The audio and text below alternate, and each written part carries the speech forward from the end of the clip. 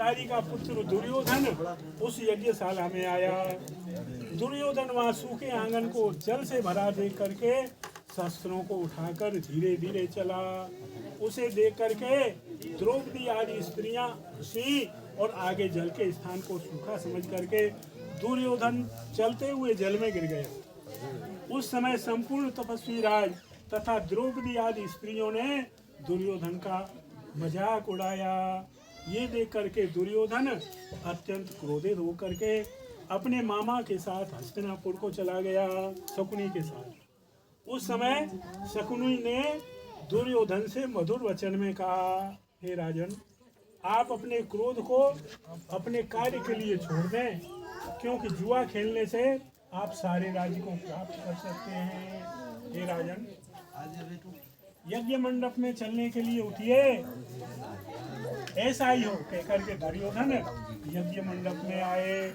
इतने में सभी राजा यज्ञ समाप्त करके अपने अपने देश को चले गए। इसके पश्चात राजा दुर्योधन ने हस्तिनापुर में आकर के युधिष्ठिर, भीम, अर्जुन आदि पांडु पुत्रों को बुला करके जुआ खेलना आरंभ किया।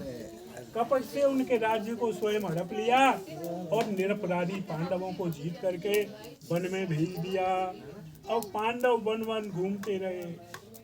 ये समाचार सुन करके भगवान श्री कृष्ण पांडवों को देखने की इच्छा करके उनके पास में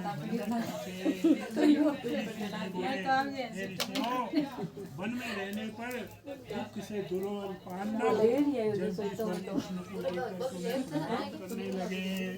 युधिष्ठिर बोले, हे जगदीश्वर, परिवार सहित मैं बहुत दुखी हूँ। इस दुख के सागर से मुक्ति का उपाय बताइए। हे भगवान, किस देवता की पूजा से हम अपना राज्य प्राप्त कर सकते हैं, अथवा किस व्रत को करूं जिससे आपके प्रसाद से मेरा हित हो। श्री कृष्ण बोले, हे युधिष्ठिर, श्री अनंत भगवान का पूजन व्रत पुरुषों तथा स्त्रियों को करना चाहिए। इससे सभी मनोरथों के पूर्ण होने के साथ सब पाप नाश हो जाते हैं। तब युधिष्ठिर बोले, हे श्री कृष्ण जी, आपके कहे हुए ये अनंत भगवान कौन है? क्या शेषनाग है? क्या तक्षक सर्प है? अथवा परमात्मा को अनंत कहते हैं? हे केशव, ये अनंत कौन है? कृपा करके हमें यथार्थ कहिए। श्री कृष्ण बोले, अनंत रूप मेरा ही है। सूर्य आदि ग्रह और ये आत्मा जो कहे जाते हैं, और बल, पल, विपल, दिन रात, पक्ष, मास, ऋतु, वर्ष, युग, ये सब काल कहे जाते हैं। जो काल कहे जाते हैं वही अनंत कहा जाता है।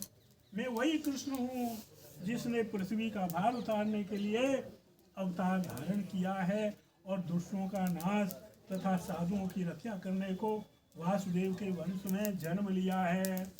आदि मध्य अंत कृष्ण, विष्णु, हरि, शिव, वैकुंठ, सूर्य, चंद्र और सर्वव्यापी ईश्वर तथा सृष्टि जो नाश करने वाले विश्वरूप महाकाल इत्यादि रूपों को मैंने अर्जुन के ज्ञान के लिए दिखाया था। योगियों के ध्यान करने योग्य और संसार रूप अनंत, जिसमें 14 इंद्र, 8 12 सूर्य, 11 रुद्र और नारद आदि 7 ऋषि तथा समुद्र, विंध्याचल आदि पर्वत, गंगा आदि नदी तथा वृक्ष और नक्षत्र एवं 10 दिशा, भूमि, पाताल, भूलोक, भुवय इत्यादि लोक है।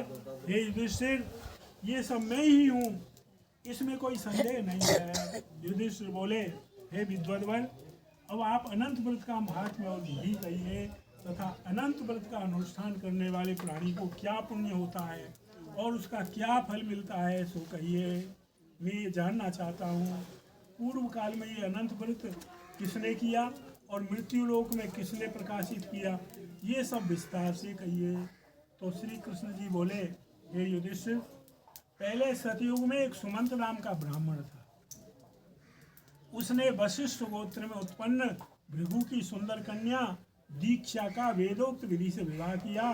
थोड़ा समय बीतने पर उसके गर्भ से उन्नत लक्षणों वाली कन्या उत्पन्न हुई। वो शीला नाम वाली कन्या पिता के घर बढ़ने लगी। उसी समय शीला की माता ज्वर से पीड़ित होकर के नदी के जल में गिर करके मर गई। उसके पश्चात सुमंत ने ब्राह्मण की कन्या से, जिसका नाम कर्कसा था, विधि पूर्वक विवाह किया। दुष्ट स्वभाव कर्कसा नित्य झगड़ा करने वाली थी। उसकी सौतेली शीला नाम की कन्या अपने पिता के घर में भीत पर और खंभा पर तथा देली पर चित्रकला में, तोरण आदि में चतुर थी। नीले पीले सफेद काले इत्यादि रंगीन चित्र विचित्र से सतीय शंख कमल बारंबार बनाया करती थी। इस प्रकार बहुत काल व्यतीत हुआ और इस प्रकार वो कौमार्य अवस्था वाली शीला को देख करके सुमंत ने चिंता की कि ये कन्या मैं किसको दूं। इस विचार से दुखी हुआ। उसी समय वेद के जानने वालों में श्रेष्ठ और स्त्री की इच्छा करने वाले कांति मुनियों में श्रेष्ठ कौंडिल्य ऋषि वहाँ आए और बोले, हे सुमंत, तुम्हारी सुंदर कन्या शीला को मैं वरण करना चाहता हूँ। तब सुमंत ने शुभ दिन में श्रेष्ठ मुनि एक धर्म पुरुष कौंडिल्य नामक ऋषि से अपनी कन्या का विवाह कर दिया।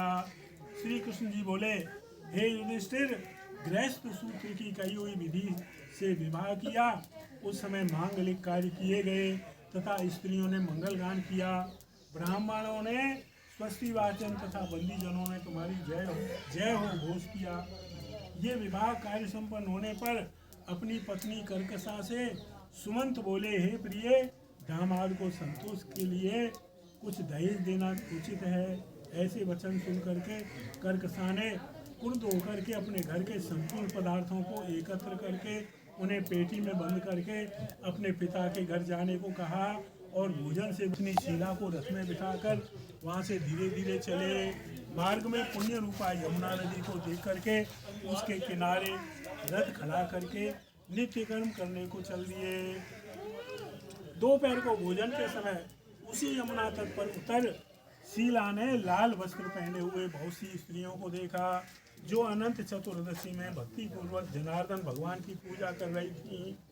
उन स्त्रियों के समीप जाकर के पूछा, हे भार्याओं, कृपा करके आप मुझसे कहो कि आप किसका व्रत कर रही हो और इस व्रत का क्या नाम है।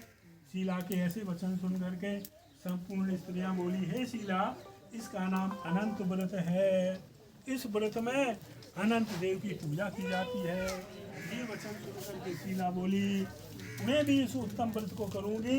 और स्त्रियों से पूछा, इस व्रत का क्या विधान है और इसमें क्या दान आदि होगा तथा किस देवता की पूजा होती है। उसके ये वचन सुन करके सब स्त्रियां बोली, ये शीला, अच्छे अन्न का एक सर मालपुआ बनवाएं जिसमें से आधा भाग ब्राह्मण को दें, आधा स्वयं भोजन करें और कृपणता को त्याग करके शक्ति अनुसार ब्राह्मण को दक्षिणा दें। किसी नदी के किनारे अनंत का पूजन करें। ये नदी का ही रूप है। कुशा का शेष नाग बांस की टोकरी में